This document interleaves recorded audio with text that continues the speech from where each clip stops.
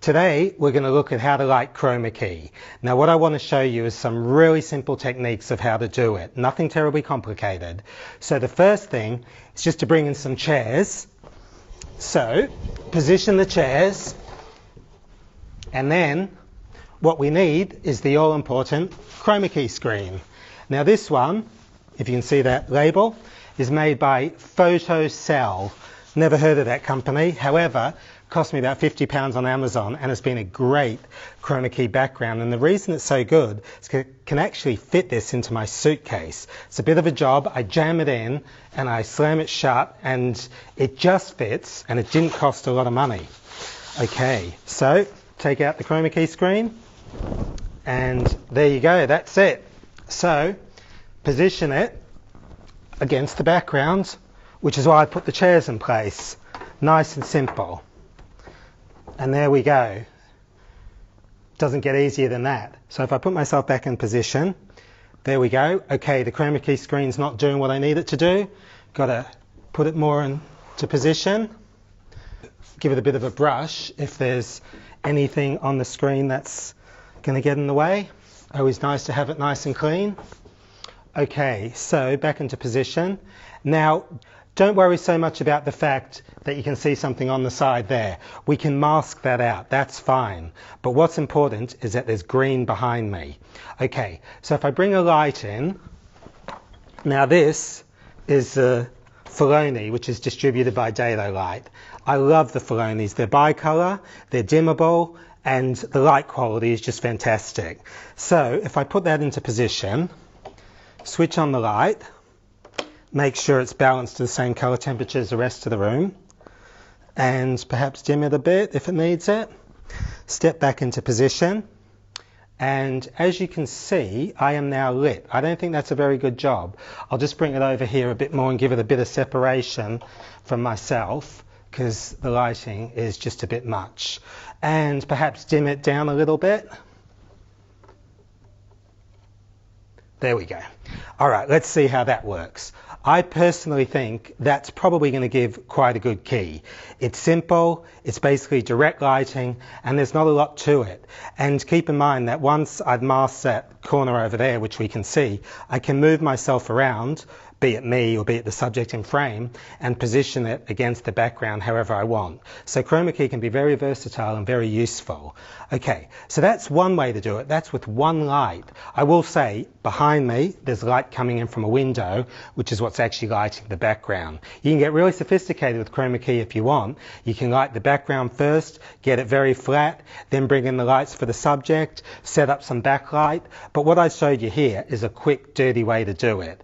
And it also comes down to which bit of software you are using to achieve your Chroma Keys with as to what you end up with in the end. Now I use Final Cut Pro 10. I think the keyer in that is fantastic. It's so quick, so easy, I get good results. I've actually been told there's other Chroma Keyers out there that will do a better job, but they take a lot more work. I get good results, my clients are happy, that's all that matters to me.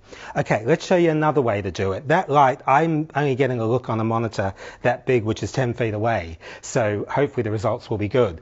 But there's other ways you can do it. That's the most simple setup of all. So let's get the Filoni out the way. Bring in a couple of other lights. Okay, put the Filoni on one side. Now, this is a Dedo softbox. It's a 150 light, and you can see that I've got basically this blue material, which means I'm shooting in daylight because there's daylight coming in through the window. Basically, I don't have to gel it. Remember the days of gel? I don't really use gel anymore. This is a much better way to do it. Plus, if I'm using bicolor lights like the Filonis, well, bicolor's built in, so you just turn the knob. Okay, put that into position. Put lights, switch it on, which is great. Okay, angle it so the light will hit me, the subject. And then I grab another light, which is also a Dedo 150 softbox, but it's a smaller softbox. So if I put that into position, okay, there we go. I imagine you can See that from there? Again, I've got the blue material on. The blue material means I don't have to gel it, like I said, which is great. A much better system as far as I'm concerned. And just plug in the light. Switch it on. And basically, there'll be light on myself coming from two different directions. And I imagine that's looking quite reasonable. I'm back in position. I think that's a bit softer than what I had with the Filoni. Now, the Filoni has a diffuser on it, but from what I could see from the distance I am, just looked a little bit harsh. I'm not sure. Maybe it came up nice when we look back at it. I don't know. But I've got two lights on me. Now, it's pretty flat lighting, but to me that works. If I want, I can dim this one back a little bit so it's sort of get a bit of that modeling happening, so it's not all light from one side. It's sort of a bit darker on one side than the other. I'm not sure how much difference that has made. Plus, I got quite a lot of light coming in from behind the window. So separate to that, I can bring in a third light.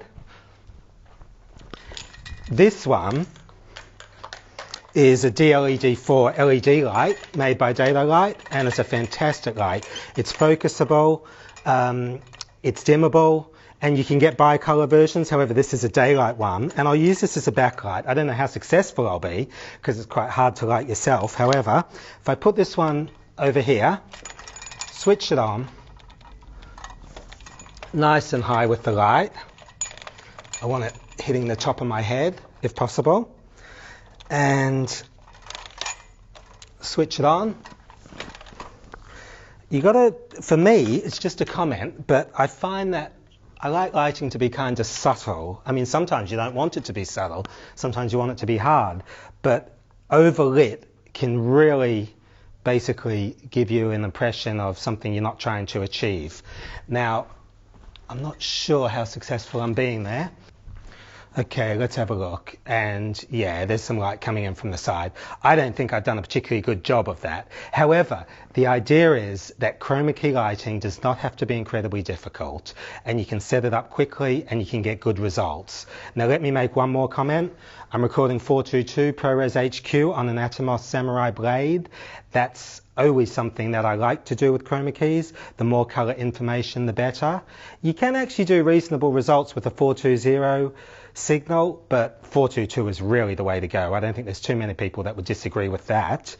And beyond that, this is the setup. And I want to make one more comment, which is this Chroma Key screen is not that difficult to fold up. Some of them are really tricky, but this one I can actually fold up quite quickly and easily. So if I just grab the screen, the way to do it, this is where you can actually really embarrass yourself, especially if clients are in the room. So I just fold the screen over basically onto itself, grab it, and then it all folds up. And that's probably as quick a setup of a Chroma Key screen that you're ever going to get. Now, I did mention, this only cost me about 50 or 55 pounds off Amazon. It's great. I take it everywhere. But the material is quite thin, so it works great against a backdrop. But if you try and stand it on its own with a couple of lighting stands, well, it may just not do the job because you can actually see through it a little bit at a time. But I always just stick it against a wall and then there's no problems at all. So, basically, all we got to do is put it away in the bag and I'm ready to go for the next shoot.